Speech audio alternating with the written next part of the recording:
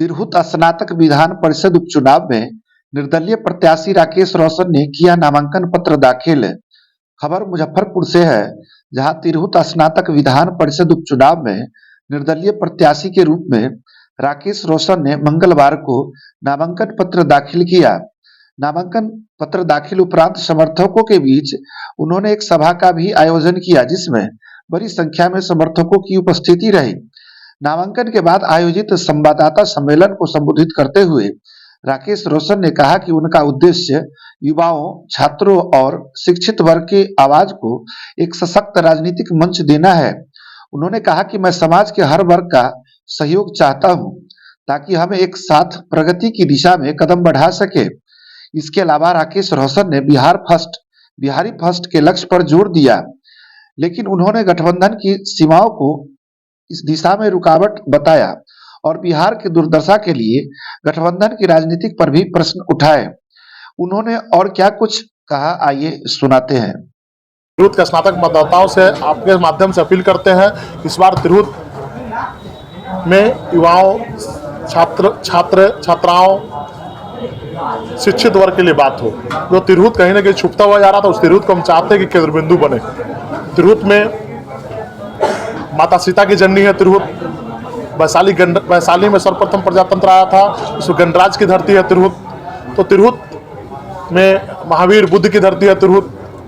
तो तिरहुत कहीं ना कहीं हिंदुस्तान के पटल पे एक बड़ी नाम है तिरहुत। उस तिरहुत को कहीं ना कहीं हम छुपता हुआ जा रहा था, कहीं ना कहीं आज राजनीतिक साजिश का शिकार हो रहा था तिरहुत। तो हम चाहते थे कि एक साल का चुनाव, तो हो सकता है कोई भी उम्मीदवार स्वतंत्र रूप से एक साल के लिए चुनाव नहीं लड़ना चाहता है, क्योंकि सब चाहते हैं कि हम लड़े तो 6 साल के लिए बने।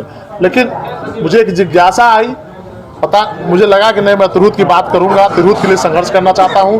मैंने लोक जनशक्ति पार्टी रामविलास से इसीलिए इस्तीफा दिया था।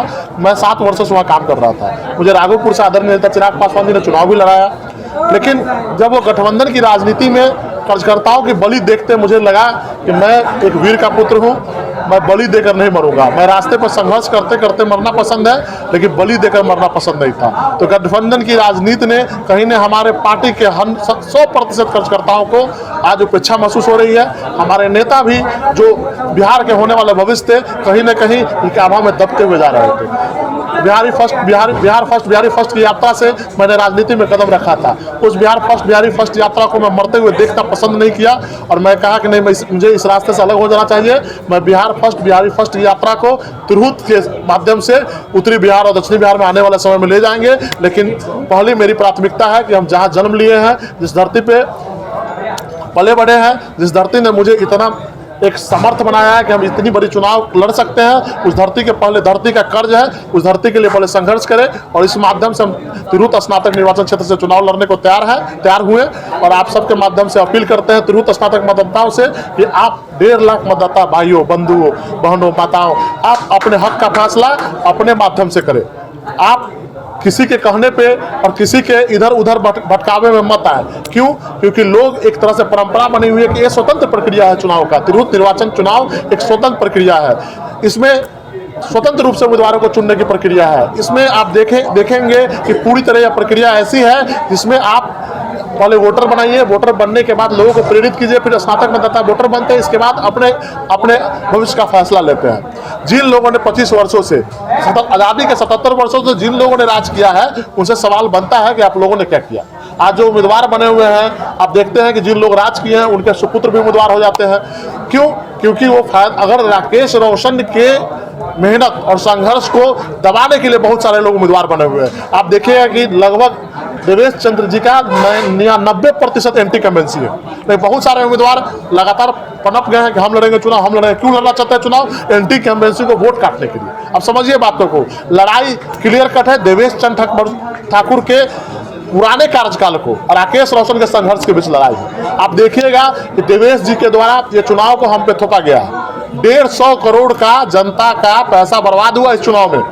ये सवाल बनता है कि नहीं बनता है? जब आपको विधान परिषद में 6 साल नहीं रहना था, तो फिर आप क्यों इस्तीफा देके गए? और आज चुनावी प्रक्रिया में कर्मचारी से लेकर कमिश्नर तक इस प्रक्रिया में भाग ले रहा है। आप 3-4 महीना का वेतन जोड़ लीजिएगा तो 150 करोड़ आता है। BDO, CO, कलेक्टर, SDM सारे लोग इसमें व्यस्त है। चुनावी प्रक्रिया प्लस आम जनता को कितना प्रभाव पड़ा। एक वोटर बनने में कम से कम 100 से 50 रुपए खर्च होता है। अब देख लीजिए 1.5 लाख वोटर है तो 1 करोड़ रुपया तो जनता का खर्च हुआ, प्लस इंसान का समय, घर से निकला पूरा दिन 4 बार ब्लॉक गया, ये पेपर कमी है, वो पेपर कमी है, ये भी प्रक्रिया अपनाया गया। तो कहीं ना कहीं आम जनता पे इसका प्रभाव पड़ेगा। हर व्यक्ति के आय में महंगाई बढ़ेगी। क्यों? 150 करोड़ यहाँ खर्च हुआ तो कहीं ना कहीं हमारे माथे पे आएगा।